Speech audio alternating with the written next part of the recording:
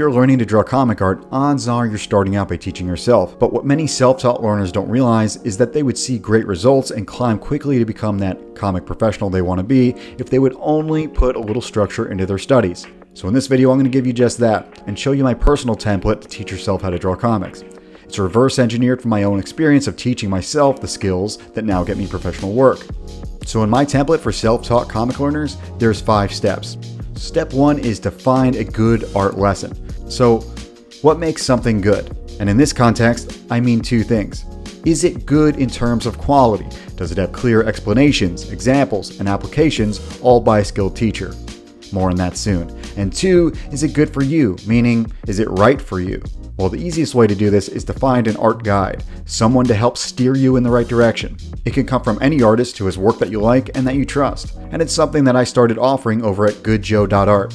It's called Good Start Sessions. It's just short, one-on-one, beginner-focused guidance where I do a lot of the work for you and guide you toward the best possible path forward on your comic art journey. But you can't figure this out yourself. In order to be able to make it, you have to put aside the fear of failing and the desire of succeeding. First, not all comic artists are the same. In my mind, there are 4 types. There's the storyteller, artists who want to draw well, but it's all to serve the story. They are your pencilers who do the brainy part of all the sequential storytelling. And then you have the con artist. And I don't mean like a scheming card shark. I mean your average artist at a convention.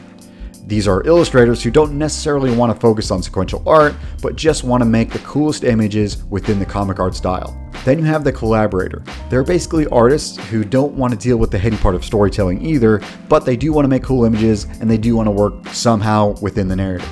These are your assistants, your inkers, your colorists, and your background artists. I add depth and shading to give the image more definition. And then there's the hidden 4th category, the creator. And these are artists that want to do it all. They've got the story in mind, they have a complete vision, they want to do all the work, no matter how much effort or time it takes. So decide on one that fits you closest right now. Knowing this up front allows us to narrow our focus and thus narrow your pick on what fundamentals you need to focus on in your studies. Art fundamentals are the foundational building blocks of art creation, and they apply differently depending on which type of comic artist you pick. So what I like to do is split them up into major and minor categories. And you can download this whole template PDF, which will have all these fundamentals for each type of comic artist written out.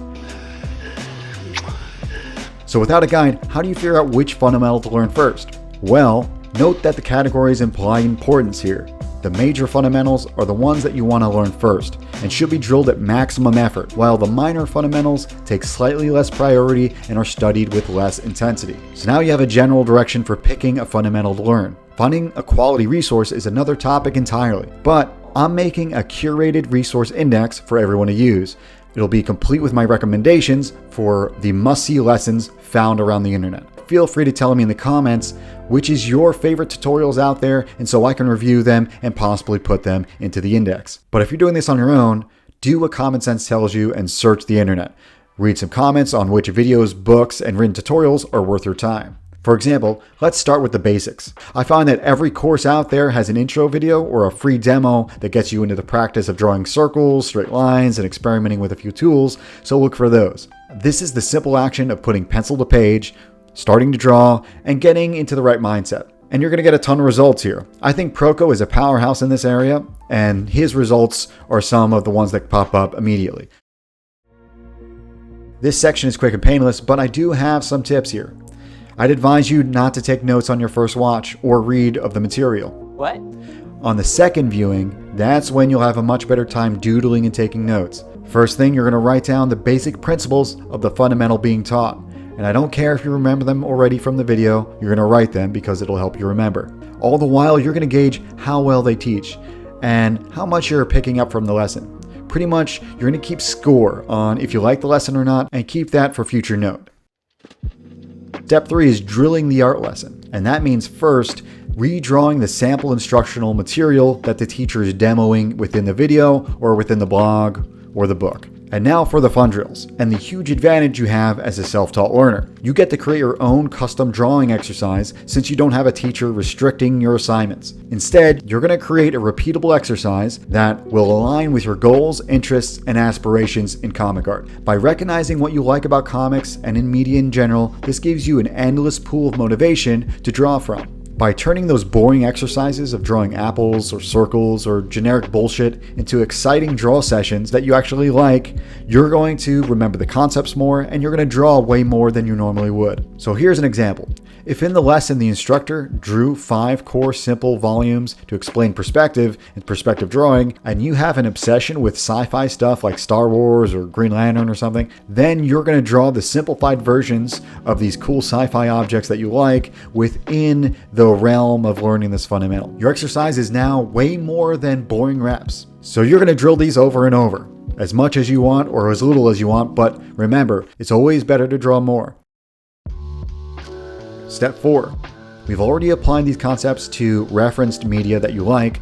Now we're going to activate the pure creative drive by having you create an art piece that's all your own. It's time to take that character idea or that scene you really like and try to draw it to a good finish. I'm not saying to create something just from your imagination here. You're going to want to use reference material. For example, it could be just a drawing of an original spaceship cockpit that you come up with, but you're going to use all those simple shapes you already drilled in the previous exercises. Or maybe it's your first lesson on the basics. So simply trying to draw a cartoon that you like step by step from a tutorial online is a great first step. As long as you're ending up with something finished and you can look at it and feel proud, that's the goal here. So with this, you're engaging your creative mind, but more importantly, you're showing yourself that you can actually create a finished piece. And this is really what your brain's craving in the first place. Your brain will start to make connections between what you love and what you're learning to this finished piece of art that you just created. So in this stage, you need to allow yourself to get excited and feel proud of yourself that you drew something that is eventually going to lead you toward mastery. You may not be there yet, but given enough time,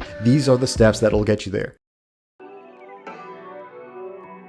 And now for the last and the most neglected step by beginners, feedback.